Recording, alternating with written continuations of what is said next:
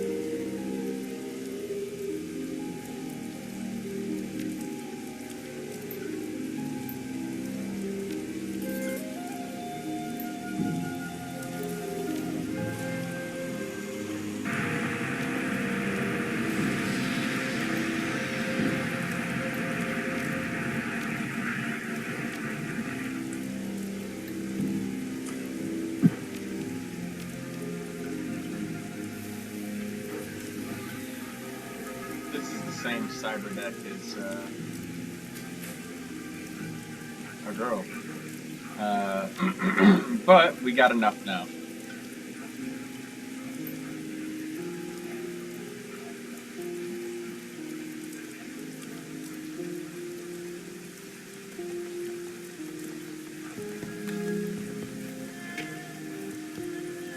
So I guess I waited too long to sell him a lot of metadata. I'm sorry, what's that? I was talking about Maximum Law, this little kid who I sell him information. He pays me Newen.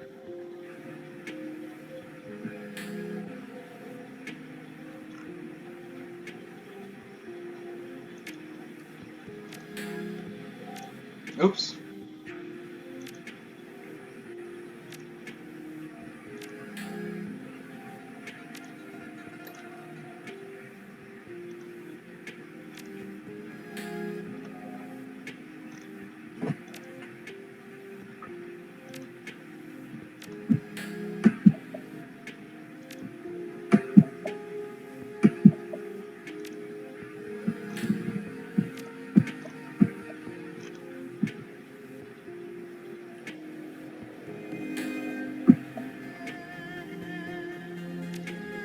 I'd rather take the straight up dermal plating to just have more HP ready and available. Although, dermal sheath is really good for regenerating that life. That's really good.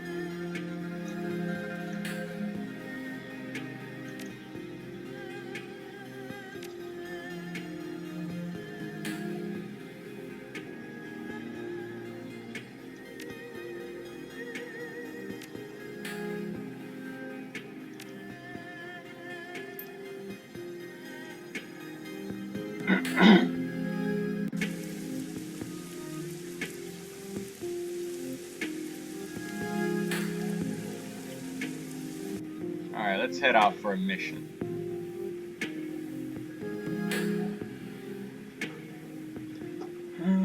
Okay, so we're not gonna go to Dreamland yet, but we might need. Let's go kidnap Rooster Low.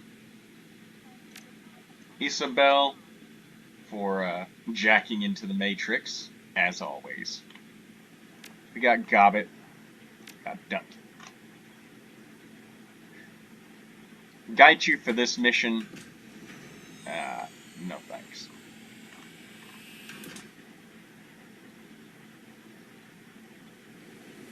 But man, look at these abilities.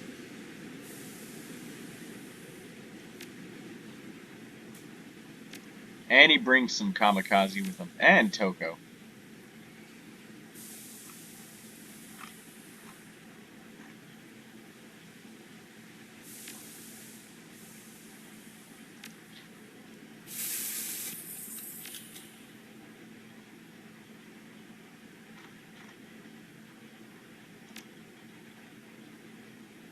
And this dude has the Einfield shotgun. Powerful shit. Be a safe escalator user. Hold the handrail and take care of children and the elderly. 2 level 5 fire fetishes. Berkeley. Flamethrower, that's powerful as hell.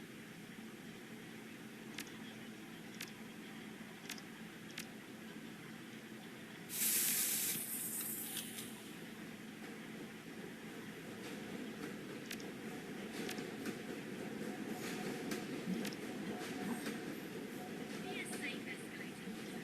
Hold the handrail and take care of children and the elderly.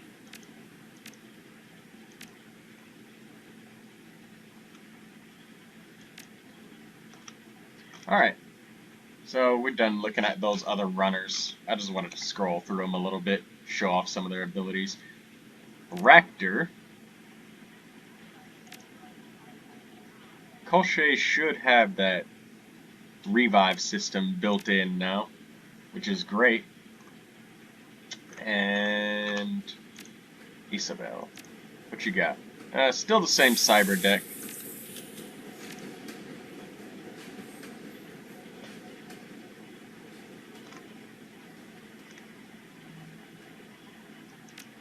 Gobbet's got a new crystal, Be a safe escalator user. so she can pacify enemies Take care for of 1 round. children and the elderly. Cool marble.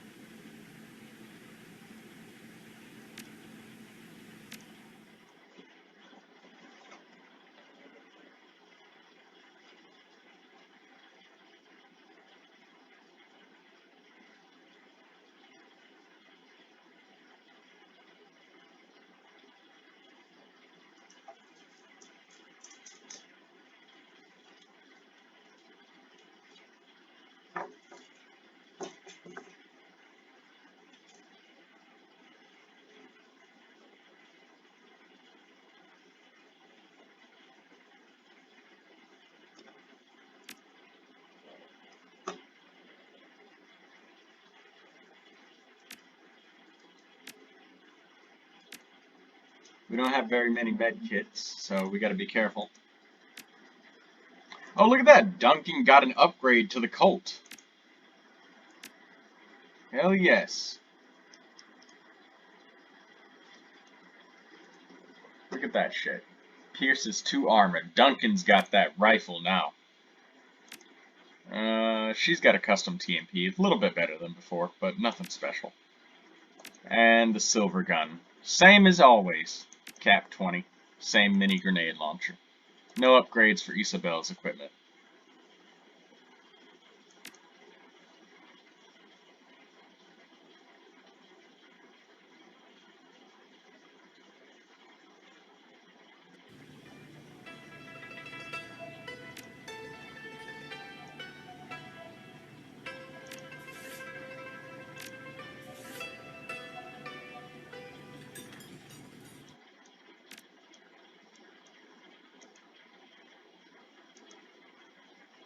The Uninvited Guests, the infamous Shangri-La restaurant. Yeah, uninvited guests. So Uninvited Guests was the first mission that I authored at Hairbrained on Shadowrun. So that was a pretty cool experience for me, and I kind of had a lot of different inspirations for it, but I really just kind of pulled something from one of the kind of pieces of documentation that the team had built in pre-production, which was just different run concepts and different cool places within Shadowrun. And I also had to do a lot of reading up on the Shadowrun universe and learning about Hong Kong because I was not super familiar with it at the time. And so ultimately I decided I definitely wanted to do some sort of extraction kidnapping. I thought that was a really cool idea, and I found this thing in the universe of Shadowrun, which was the Shangri-La floating restaurant, which is mirrored after modern day Jumbo Kingdom, which is in Aberdeen Harbor as well, in Hong Kong. And so I was like, that seems like an awesome place to have a shootout. It's on a floating neon eyesore in the middle of a harbor in Hong Kong. Yeah. Like, there's almost nothing more Hong Kong than that. Well, if you hadn't picked a run to do there, I was going to. Yeah, So it was like inevitable. It was inevitable that it was going to happen. So I did a bunch of research, and I worked pretty closely with Spencer to kind of build up kind of a visual idea of what we wanted it to be. And at the end of the day, I just wanted it to be this really gaudy, touristy eyesore of this neon kind of mess floating in the water. And I think we got pretty close to that. So that was definitely a fun set to put together. There was a sort of a restriction, an unwritten restriction on how kitschy we could get with our Hong Kong wall sets and props and stuff like that, but we kind of threw that out the door with this mission just because it needed to be like a tourism. Yeah, and that's how it's written in the canon of the universe, and that's how Jumbo Kingdom is in real life. And so we got to kind of run with that a little bit, and we have just this very crimson kind of saccharine wallpaper that's just like too much, and the very kind of traditional statuaries and all of the neon. It's just this really clashing of modern and old, and it's kind of a cool experience. It actually reminds me that my friend Jeff had taken reference photos of the Jumbo Kingdom restaurant for us because he was living in China at the time, but a lot of his reference photos involved him like walking up to tanks with crabs in them and like leaning over taking pictures of crabs and just like random objects in there. Like, that's actually surprisingly useful for making props. Yeah. Okay. Yeah, it's just a very strange hybrid of traditional Chinese and Eastern kind of art and design with all of the horrible Hong Kong sensibilities of modernism, and it's the just exterior of the Shangri-La is just, it sells and screams Hong Kong to me because it's like the combination of neon, bright red, gaudy shit, but along with that, just like a couple of piles of garbage and I'm not saying Hong Kong's dirty, but I mean it's a bustling restaurant. There's a lot going on in Hong Kong. And just like some of the stuff that looks like it belongs on a dock or on a ship that's floating in Aberdeen Harbor. Yeah. Aberdeen Harbor is kind of a dump. That's true. And I got to make a balcony, which is cool. I don't think we've ever done that before in an exterior wall set. No. Not in an exterior wall set, in an interior wall set. Yeah, that was actually turned out really well, the exterior of the building, and we got to take some liberties to kind of make the space a little bit more, I don't know, interesting than perhaps the Jumbo Kingdom, because the Jumbo Kingdom is just 4 walls, a few floors, and a lot of neon, and so Spencer got to put a little bit more design into having these different decks and staircases, patio areas, and that kind of sells it as this kind of ritzier restaurant that it is. I also swear to you that whenever my wife and I end up going to Hong Kong, hopefully sometime soon, I will go and I will eat at Jumbo Kingdom. Just for you. Have the crab rangoon on me. Just don't poison anybody or get in a gunfight. I'm pretty good at not doing those things. That's the thing. It's such a great spot for a big gunfight with the. You have to stop yourself. Poisoned criminals. Yeah. I mean, it's Makes sense. Connor, tell me about the trials and tribulations of Rooster and the fist that isn't. Yeah, so initially the mission was like many things with doing a bank run against another bank, but we wanted to get some more triad stuff earlier into the game, so it ended up being that you were going against triads, and I had this idea of a triad who was not, again, kind of like as Tyler did with the Exit Stage Left, a triad who wasn't really a good triad. Like, he's kind of weak and meek, and he kind of got his way by backstabbing and just being a slimy dude. Like an accountant. He's an accountant. He's a paper pusher, and he works in a crew that does mostly accounting. So I wanted to have this kind of cowardly dude who is in a position of power, and that kind of sets it up for when you kidnap him, when you extract him. And so I went through a lot of iterations with this part of the mission where you have control of Rooster, and you have to get him out. And it was very difficult because initially I wanted to have objectives structured around his well-being. It is an escort mission of sorts. You need to keep him alive for sure to get paid, and you also want to keep him relatively unharmed as well. But the only way that can happen is if the enemies can attack him. And so then this kind of devolves into the same old problem of any escort mission in any game ever, which is there's some dumb AI who's running around, like running into walls or going through doors without your permission and getting shot in the face, and you're constantly struggling against their kind of behavior to do the mission appropriately. It is an old saw that escort missions are the worst type of mission in any game. And so For a good reason. Yeah, and I took a cue from XCOM, which is that they have escort missions where you have control over a civilian who doesn't have the ability to fight, and you have to keep them alive. But they give you control of this person directly, explicitly. So I did that at first, and in the way that our engine is structured, it basically meant that I could take all his guns away, but he still had these fists. And so... Damn your hands, Rooster! Damn your hands! Initially, he had a pistol, and so he'd whip out his gun, and he'd start shooting at the triads. But I'm like, if you're kidnapping a guy, and I got a lot of feedback, if you're kidnapping a guy from his crew, and his crew comes to save him, he's not going to start shooting his own people. Like, that's insane. Like, it wouldn't make sense. And so... I had to work on that, and so basically I moved him into a third neutral team where you didn't control him, but you still had to keep him alive. And then that again goes back to the old problem of you don't have explicit control over this guy, but he is part of your objective. And so he would just sit in one place and he'd get grenaded and shot, and it's super frustrating. So ultimately, the scheme I landed on was I had to have him on your team where you could control him, but I had to make a new empty weapon for him that didn't do anything. So I worked with Trevor to get that working. But then we had to reconcile the problem of you have this icon that says you can punch people in the face. Yeah, so late in the game's production cycle, I got a task that was make a weapon icon that isn't a weapon. So what I did was I made an open hand with a question mark over it. I don't know, is this a hand? Is it not a hand? So yeah, it was just like the process of going through. I don't know what to do with this. Yeah, damn Rooster and your not hands. And so yeah, it was just a tough thing to kind of figure out how we wanted to do that. And I also have to thank Alon a lot for this because again, it was kind of this. This is the linchpin of the mission at the end. This final fight is like you're one man down because one of your crew members is working on the door to get you out of the mission. You also have this extra dead weight of Rooster being there, so you're basically trying to protect two people at once with three runners against like 6 or 7 dudes. So it was meant to be a very tense and kind of challenging fight, and one that you could choose to retreat from as soon as the door was open. And so I had to work with Alon to get like an actual understanding of why these triads are shooting at you, and that kind of played into the cowardly, meek character that is Rooster, which is he didn't really earn his station. The people who work for him don't even like him, and now they see an opportunity to take him out and be kind of rewarded for it because as a triad, like any criminal is being kidnapped and rendered to a person who wants to interrogate him, he's going to spill his beans. So Talon kind of has this moment where he's like, I don't even like you in the first place. And you come to this restaurant. But I hate the food here. I get sick, but at least now, when I kill you, the bosses are going to like me because I kept your mouth shut. And so I worked with Alon on that, and it actually came out sounding really good. And at first, it was kind of confused and confounded. So, but yeah, it's just part of the whole process of figuring out how to make the game work. Nothing like crying out, help me, and the response being, go to hell, you're an asshat. I'm going to shoot you. This is not what I wanted. Yeah, so like Tyler said, it kind of plays from a cut of a movie. It's kind of slapsticky and kind of funny, but it's at the end of the day, you're kidnapping criminals. So that's always fun.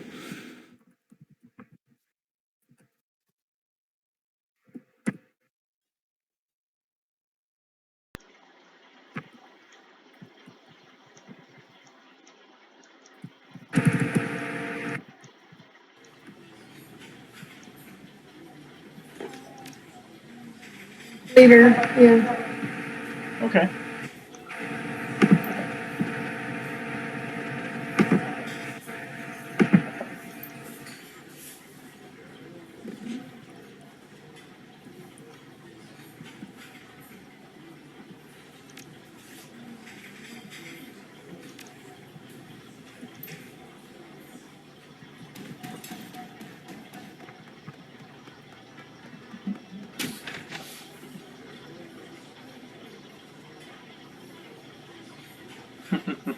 This is gonna be good, Mickey. This guy got oysters in his food, and he is allergic to oysters. Oh no. But he's an asshole though, so he's mad, and he's in the kitchen now. Stop, you're just gonna kill that guy? I think the guy is mad enough to start killing the entire staff in the kitchen.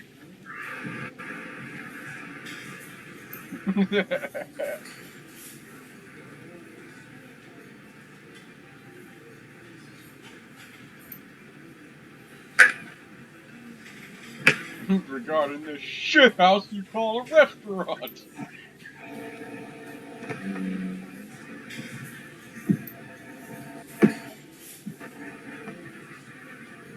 And you call me short-fused. Maybe now you'll think twice before ragging on me when things heat up. Oh no, Duncan. I will never stop ragging on you. Just like I will never stop slam dunking on Alistair.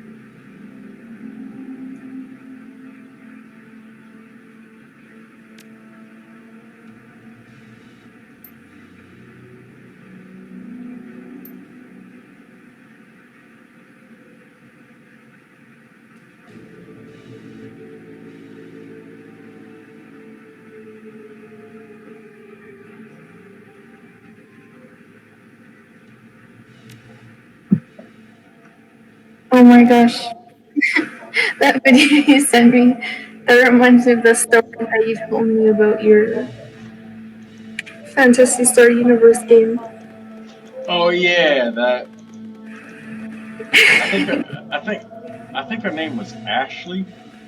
Yeah, she was always asking people for fucking gold and items and shit, and she would never work for that shit herself. Yeah, what was her name?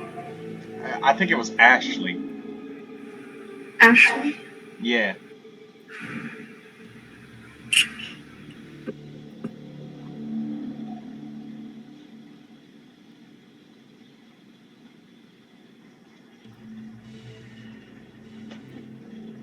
I know a lot of Ashleys who do that stuff, so I wonder if it's an Ashley thing. Oh,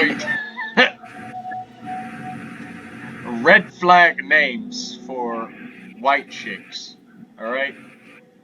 If they have any of these, if it isn't Ashley, they're gonna cut you.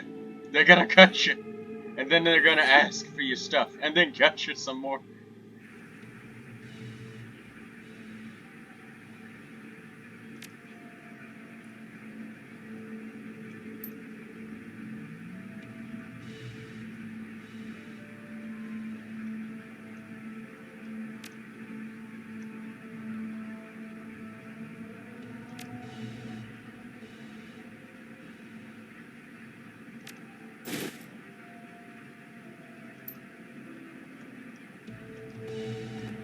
And it's a lucrative way to get money. You give the guys the social attention that they're looking for. They give you the money you're looking for. I guess that the Ashleys have the game figured out.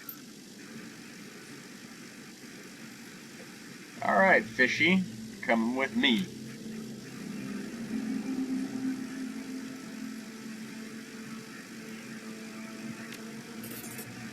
Oh my god, we're getting a vortex soon. You getting a what check soon? It's called a polar vortex. Damn, what the hell is that? It's basically when it's like gets extremely cold it like snows a bunch. Mm-hmm. It's supposedly gonna happen soon, this or something, or next week.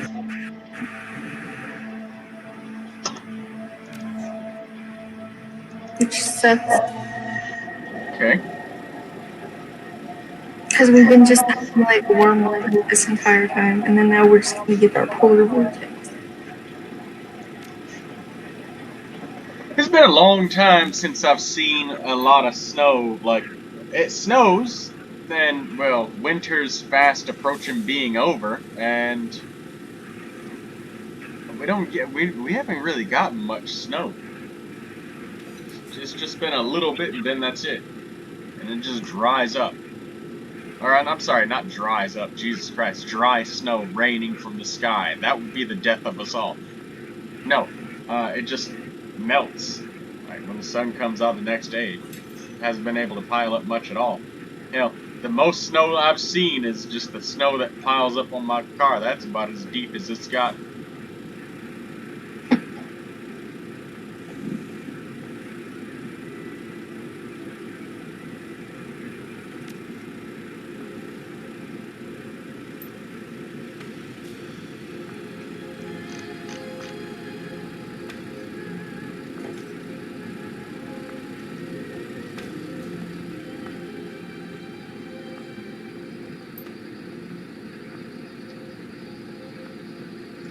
Now that we have an additional action point, so do enemies. They have an additional action point as well.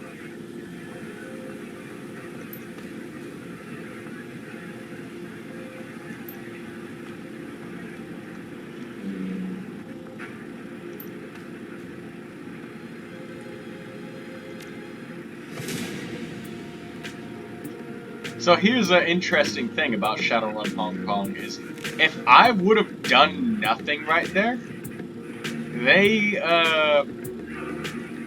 those triads would have gone first if you tried to talk to them. They would have just shot at you.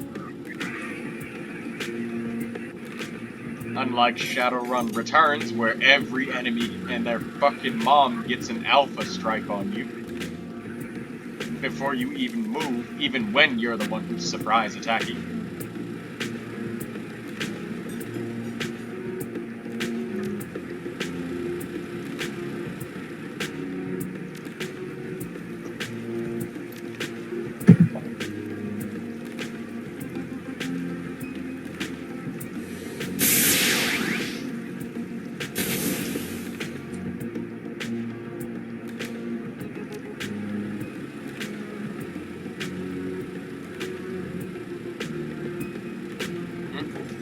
Here's the fist icon.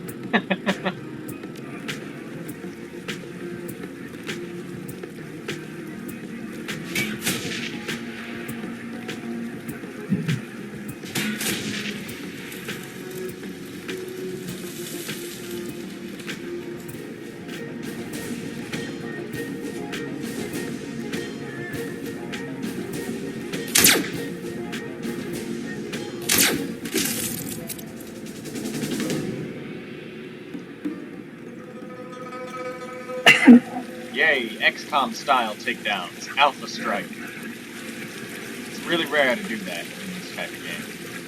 But you can afford to be hit in this game. Being hit one time isn't the death of your campaign like it is in XCOM.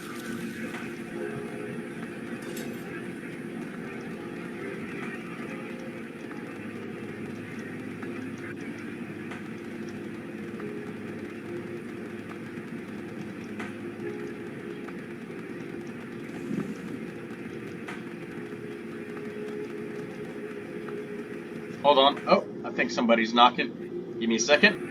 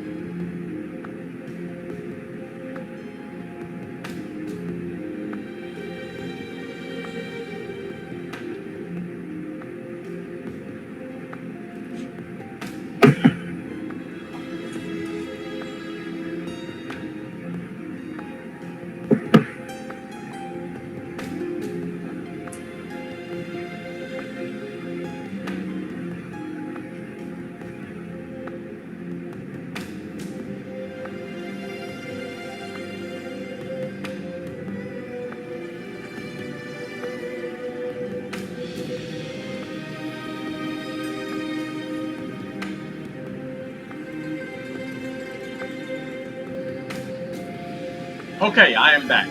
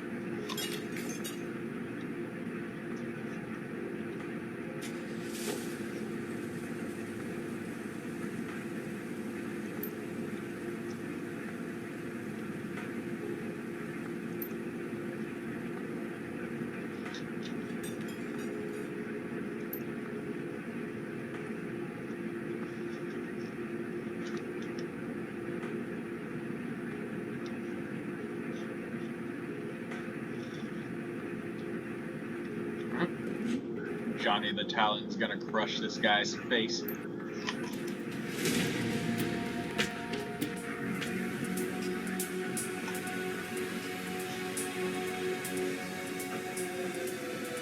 Now, if we do this just right, we can damn near get it all open in one turn. Oh, shit!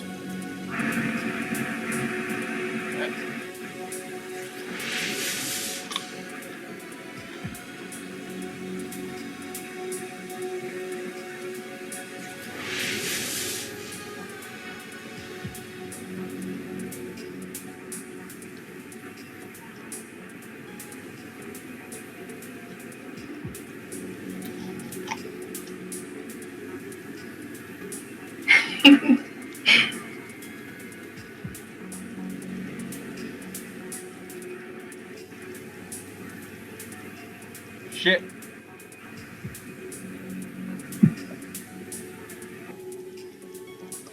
Oh my god.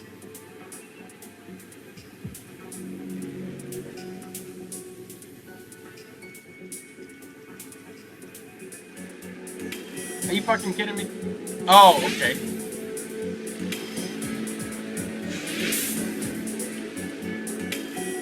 For a second I thought I was spotted. But no, it's just enemies. Also, I cannot see my lines of movement. I think that was as far as I could move. There's one tile farther was just another.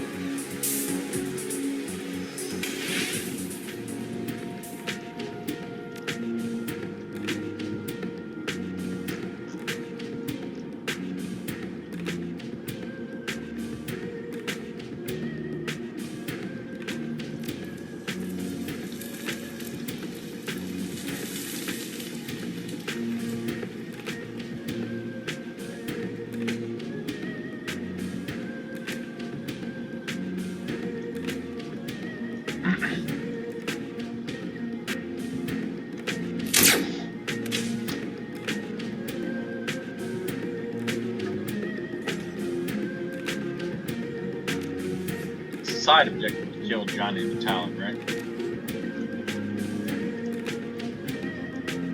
Oh shit, that's a sniper!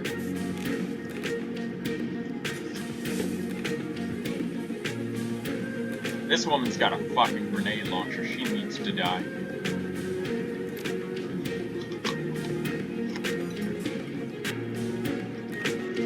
This dude's got a pistol, he's not as much of a threat. He's got some sort of big-ass gun, so... Alright, there we go. He's on fire. He's probably gonna block the fire unless we shred him a little bit, so...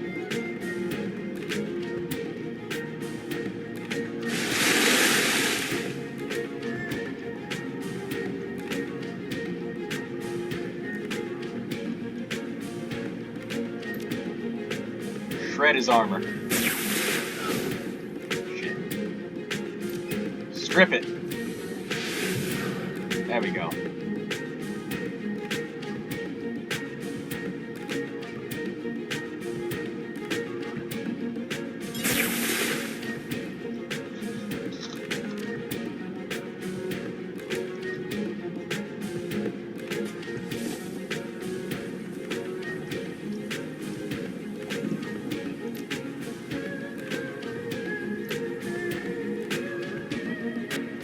Well, we've got recoil compensation, so... Fuck it.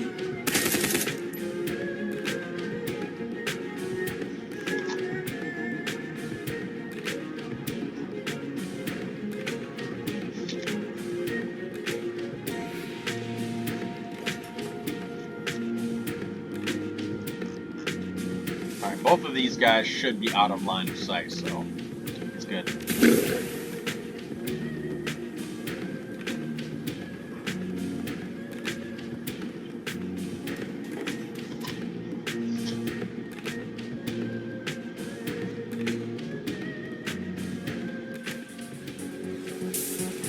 You might be wondering why some of those enemies didn't attack.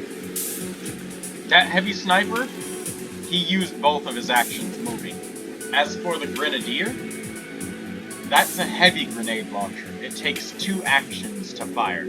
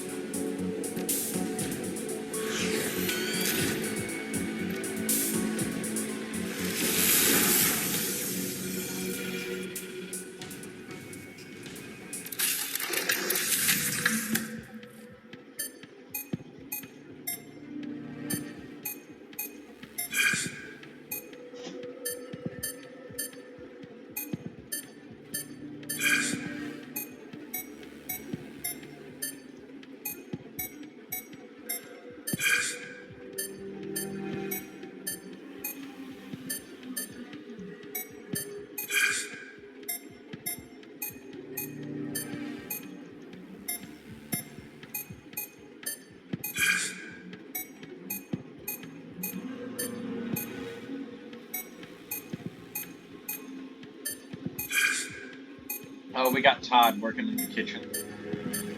Fuck, I looked away, I wasn't paying attention.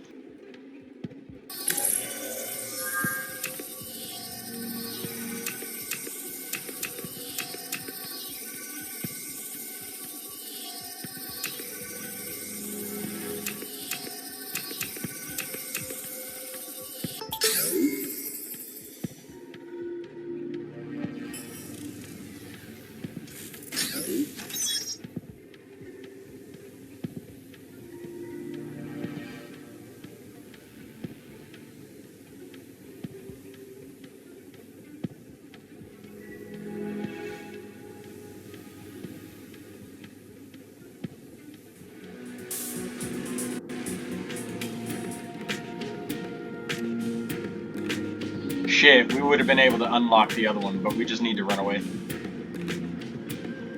Oh, and the Talon, since he's got food poisoning, he's only got 1 AP, so he can either move or shoot his weapon. He can't do both.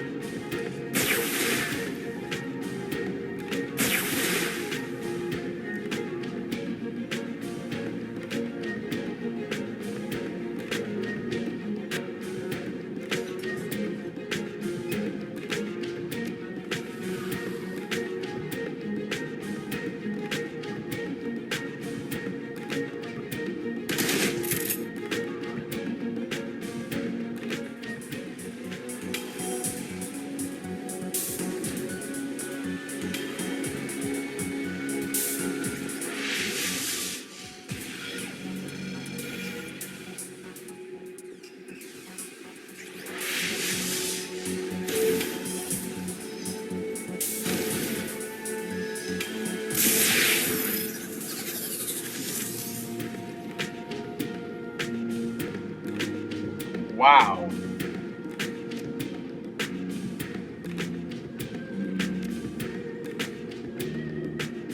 That was pretty shit, wasn't it?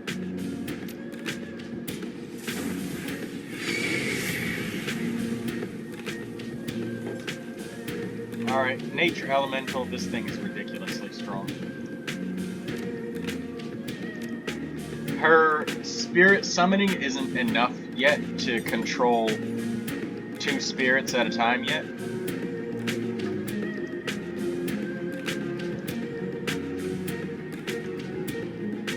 But what we can do is haste Duncan and have him dump his whole magazine twice.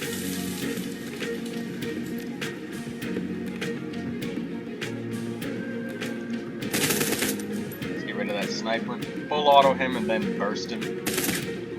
Shit.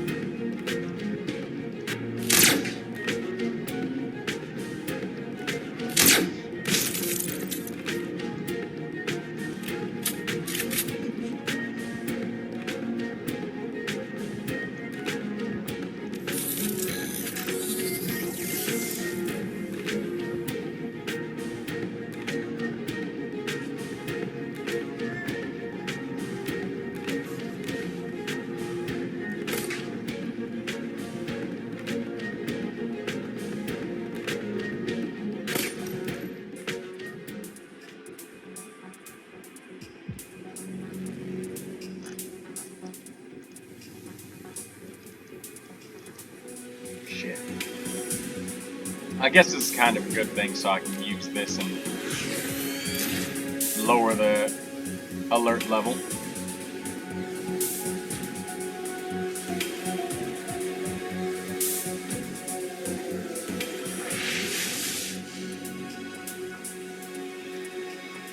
Right, so hopefully we don't get screwed this time coming in.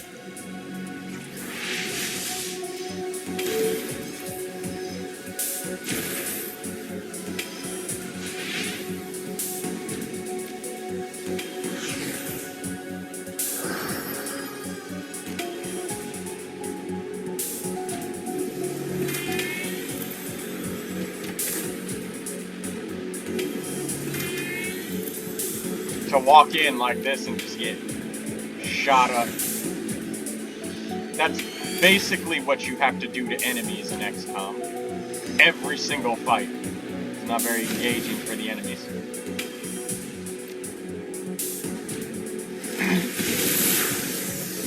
Man, that assassinate program is fucking destructive.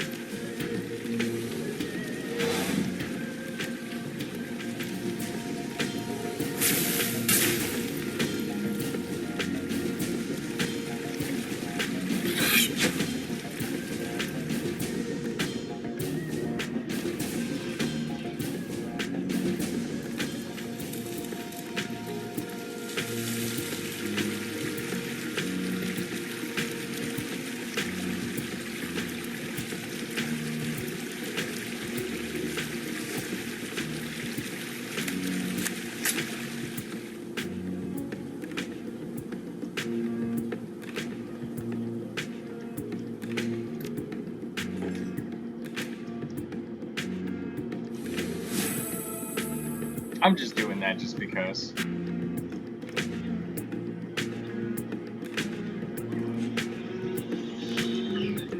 It's time to move with the guy now.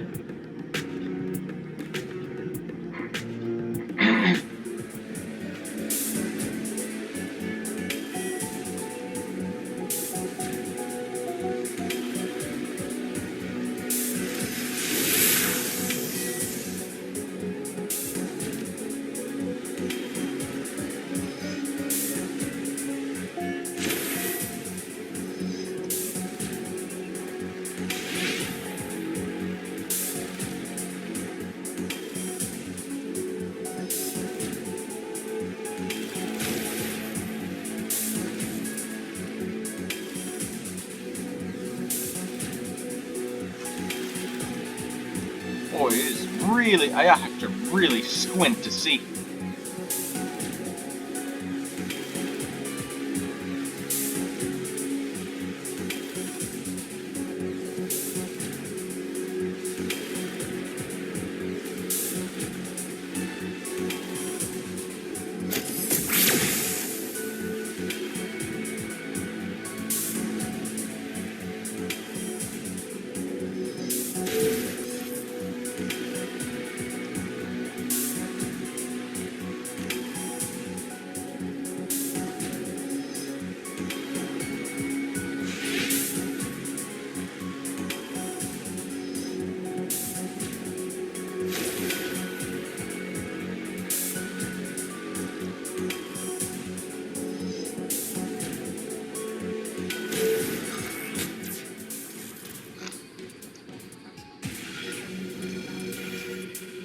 Alright.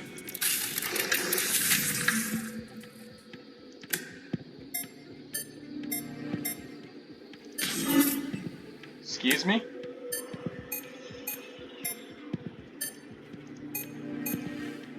Oh, I had a little bit of an FPS drop there.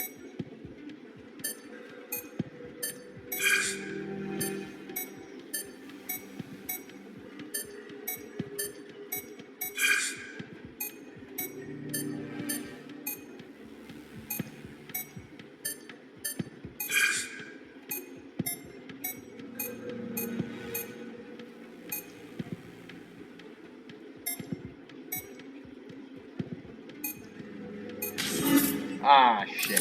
Alright.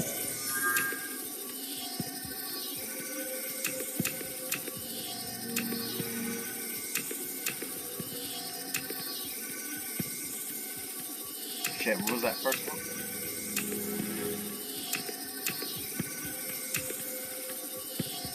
I need the second from the last one right here. Yep, that's it.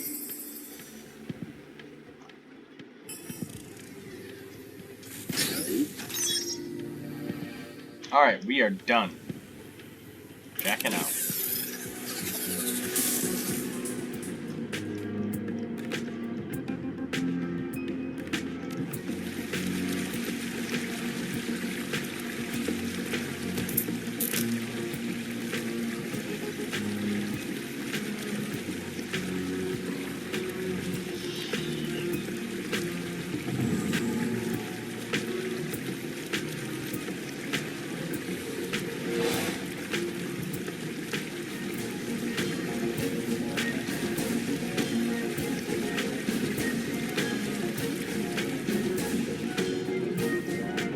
Funny enough, there are no ley lines around this area.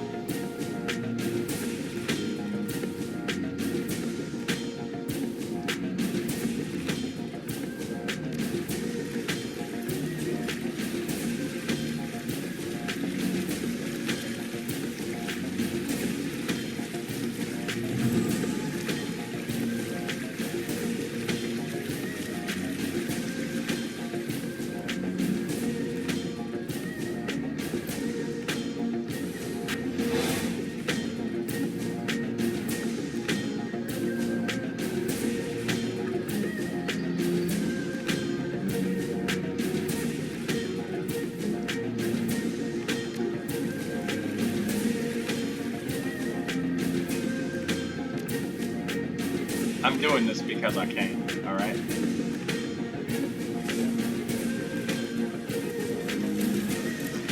Just to prove that we're not monsters.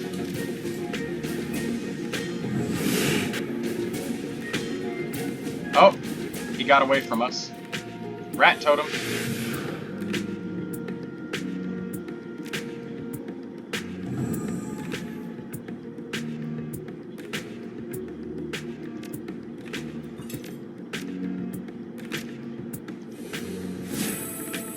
This shows off, like, how well Gobbet can control spirits if you actually let her control spirits. Let's get everybody else to extraction.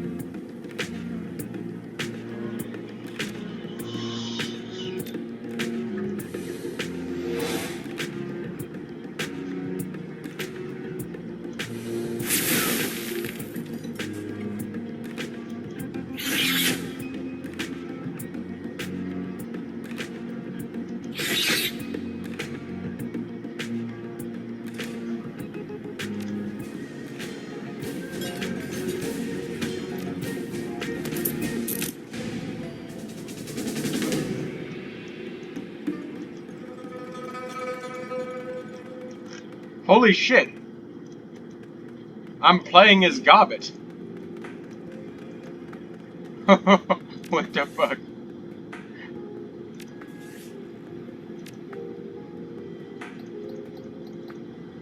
This is so strange. I've never had a situation like this before where the main character isn't present.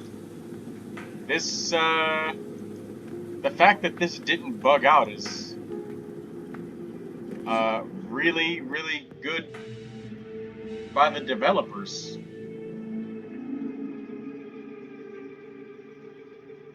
Also, who's that extra person? And why is the other guy, Cheung Sing, just, like, stuck inside of my character?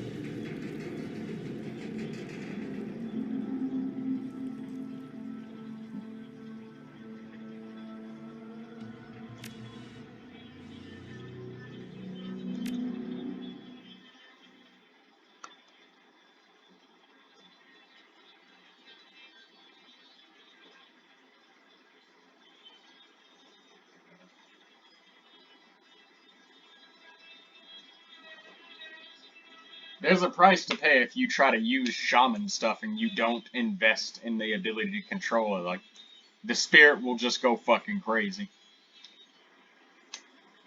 And it'll either sometimes it'll have revenge, which means it'll straight up just only target you and come after you, whoever summoned him.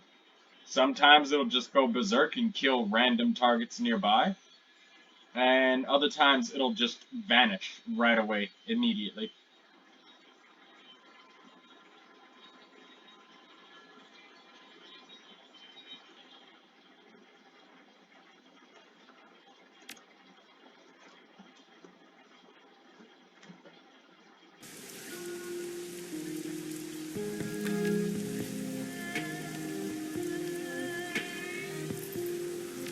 Alright.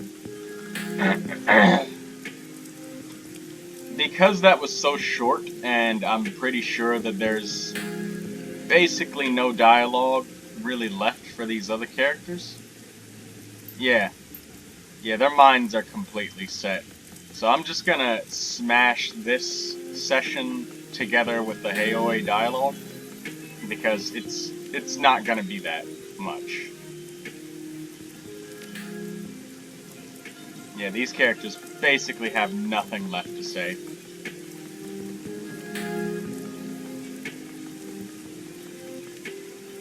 And we'll just see what the characters thought about the run, and that's it.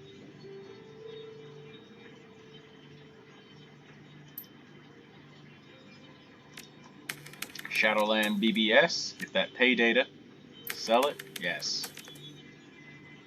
Open that jobs directory and let's get our pay.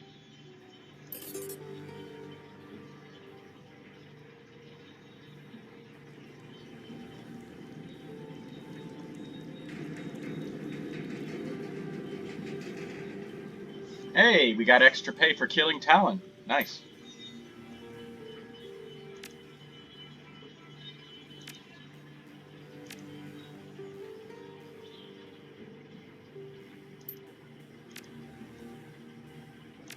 Oh, I sold too much metadata to, what's his name?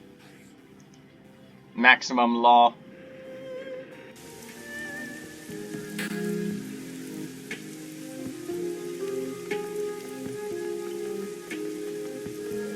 Alright, better sell whatever else I can to him and then tell him to skip town.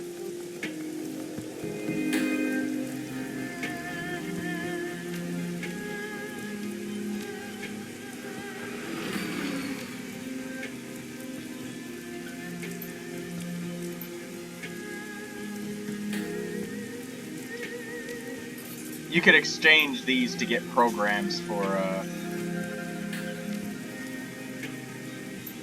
yeah, you could get nice programs.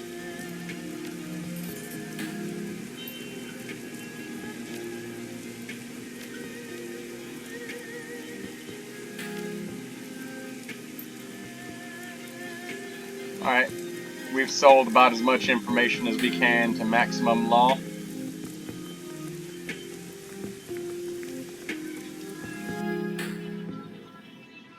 Strangler Bow.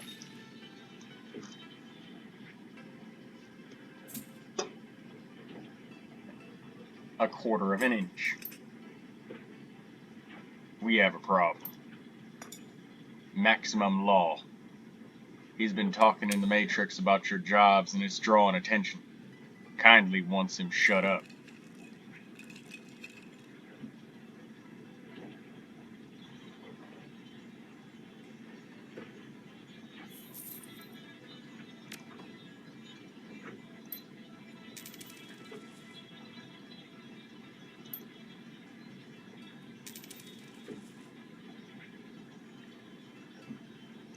What do you mean by just make him shut up? What happens to the law doesn't matter anymore. He has no family here, no standing.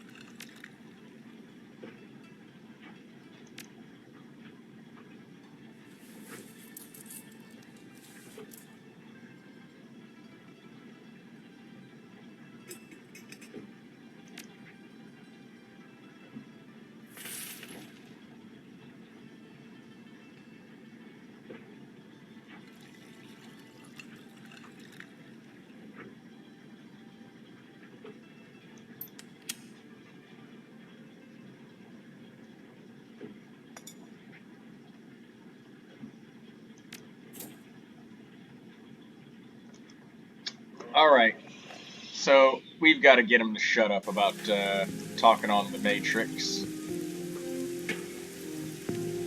We don't gotta kill the kid. Because Maximum Law, he's a kid. Alright?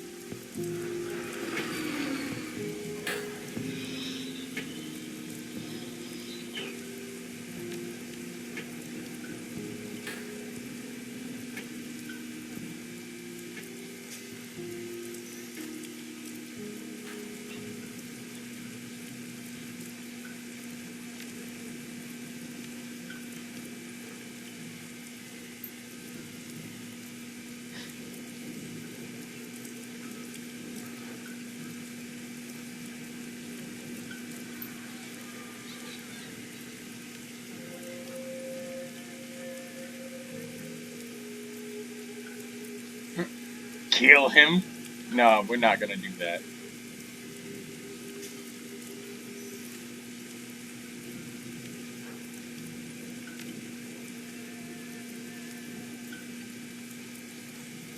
The BBS, the Wampo boards are secure.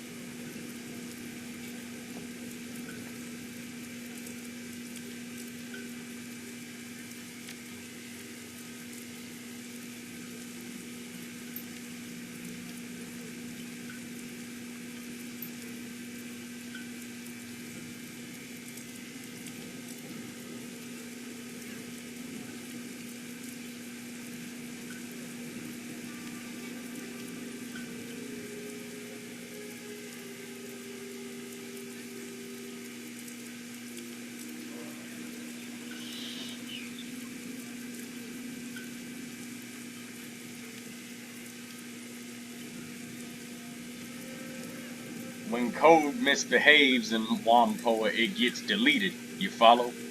You need to conform to the spec.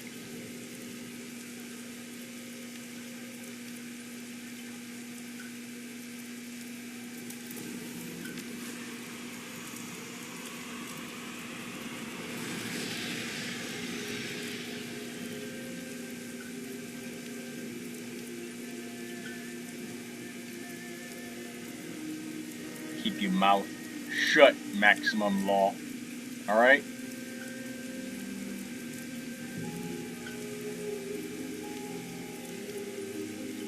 And that's what he's been doing before. He kept his mouth shut, flying his own flag, setting up his own shop.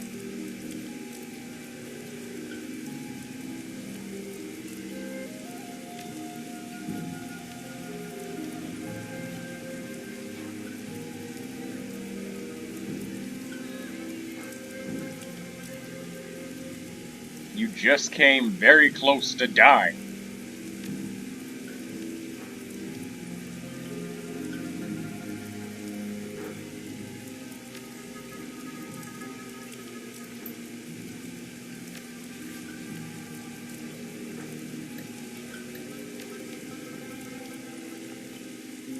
Alright, Strangler Bow, it's handled. The kid's gonna shut up.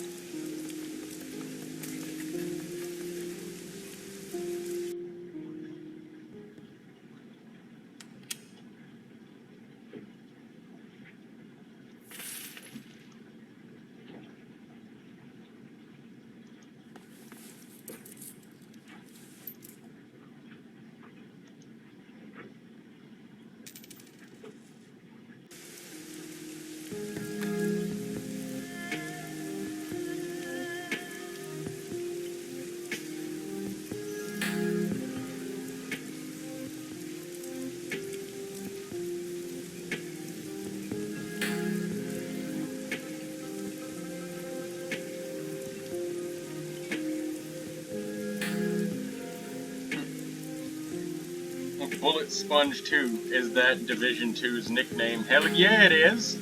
It takes, like, 8 magazines to kill an enemy.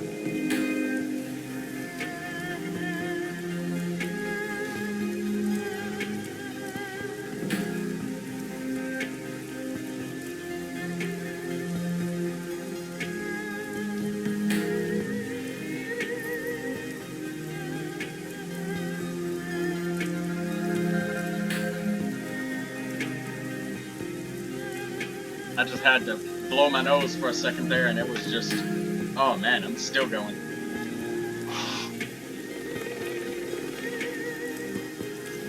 Okay, so yeah, there's not a whole lot there with that, so maximum law. Keep quiet. Even though it's my fault for sharing him the data in the first place, because I blabbed to him.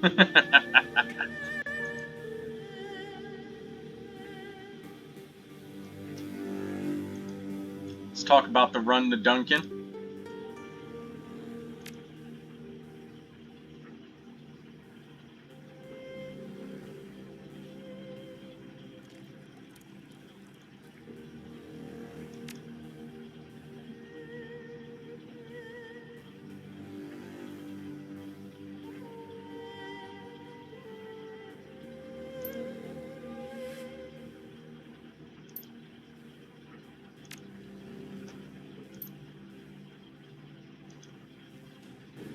Gaichu and Raktor probably coming on the one of the next couple of runs.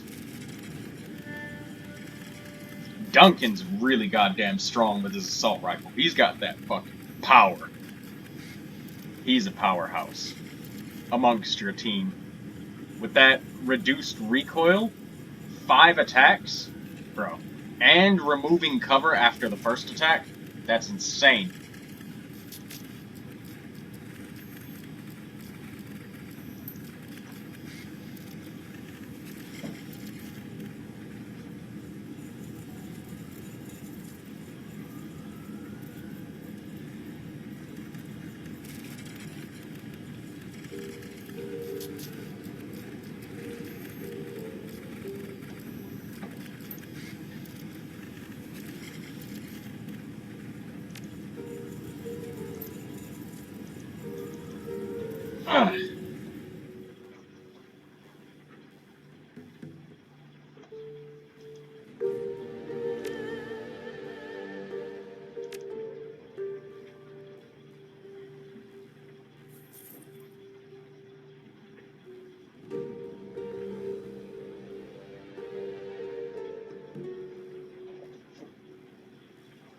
Oh, sorry.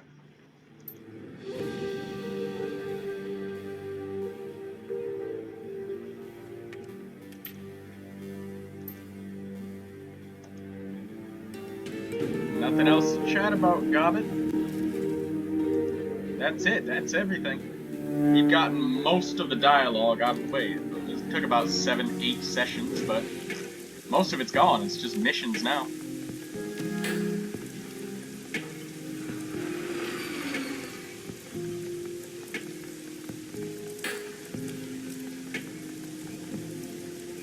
Alright, so that's the end of this session. This is where I'm ending it. Alright, thanks everybody. Appreciate you all.